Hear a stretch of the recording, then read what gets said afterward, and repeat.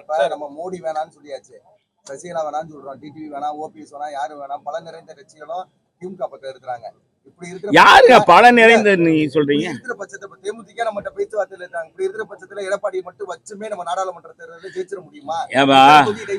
நீங்க இவரு புரியாம பேசுறாரு. இவர் எங்கேயோ இருக்காரு. எந்த காலத்துல இருக்காங்க? தமிழ்நாட்டு மக்கள் தான்ப்பா எஜமானர்கள். யாரா இருந்தாலும் தமிழ்நாட்டு மக்கள் தான் ஓட்டு போடணும். எல்லாம் தமிழ்நாட்டு மக்கள். அந்தந்த கட்சிக்கு எந்தெந்த கட்சியில இன்னைக்கு உறுப்பினர்கள் அதிகமா இருக்காங்க? தொண்டர் பலம் எந்த கட்சியில இருக்கு? எத்தனை கட்சியில இருக்குங்க தொண்டர் பலம்? நீங்க சொல்றீங்களே தொண்டர் பலம் எந்த தொண்டர் பலத்தை நிரூபிச்சிருக்காங்க? இப்ப மார்க்சிஸ்ட் கம்யூனிஸ்ட் கட்சி எடுத்துங்க, இந்திய கம்யூனிஸ்ட் கட்சி எடுத்துங்க.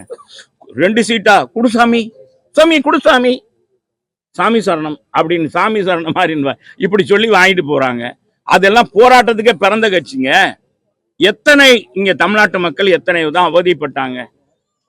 ஒரு பட்டியலின மாணவிக்காக போராடினாங்களா?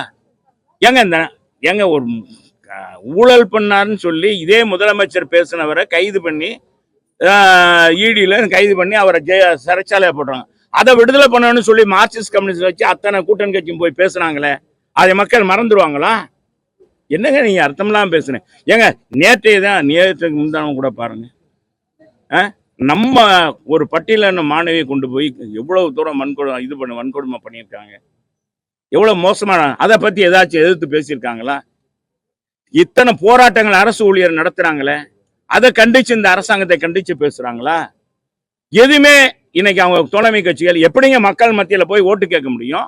விலைவாசி ஏற்றத்தை பற்றி கண்டிச்சிருக்காங்களா? மார்க்சிஸ்ட் கம்யூனிஸ்ட் இந்திய கம்யூனிஸ்ட் கண்டிச்சிருக்கிறாரா? நம்ம நாடாளுமன்ற உறுப்பினர் கண்டிச்சிருக்காரா? எத்தனை இன்னைக்கு போதைகளுடைய தலைநகராக மதுரை தமிழ்நாடு மாறிவிட்டது. எங்க தமிழ்நாடே இன்னைக்கு போதைக்கு தலைமையிட மாதிரி. உலகமே நம்ம இன்னைக்கு கலங்கப்பட்டிருக்கே உலகத்துல. தமிழனுடைய களங்கம். எவ்வளவு அறிவாளி, அவ்வளவு திறமையானவன் தமிழ்நாட்டு மக்கள் தமிழன். அவன் பாருங்க எப்படியெல்லாம் சிந்திக்கிறான். 2006 ஆரம்பிச்சான். 2006 ஆட்சி பாருங்க, கலைஞர் ஆட்சியிலேயே அவன் தொழிலை தொடங்குறான். இப்ப என்னன்னா 4 நிறுவனத்தை 2021 தொடங்குறாரு ஜாபர் சாதிக்கு. எவ்வளவு தூரம்! அதுவும் நீங்க அதையும் கவனிக்கங்க, ஊடக பெருமக்கள் கவனிக்க. மத்திய போலீஸோ தமிழ்நாட்டு போலீஸோ அவனை கண்டுபிடிக்கல. ஆஸ்திரேலியாவிலையும் மற்ற நாடுகள், நியூசிலாந்துலையும் ஒரு மோசமான போதைப் பொருள் உற்பத்தி ஆகிறதுக்கு, மக்கள் பயன்படுத்துகிற போதைப் பொருளுக்கு மூலப்பொருள் வருகிறது. எந்த நாட்டில இருந்து வருகிறது அப்படின்ட்டு அவங்க பூரா கண்ணில் விளக்க ஊத்திட்டு தேடுறாங்க. அமெரிக்காவில இருந்து சொல்லிங்க மத்திய போலீஸுக்கு, மத்திய அரசுக்கு சொல்லி, மத்திய அரசு அப்புறமேல் தான் முழித்து கொண்டு அப்புறமேல் கைது பண்ணியிருக்காங்க.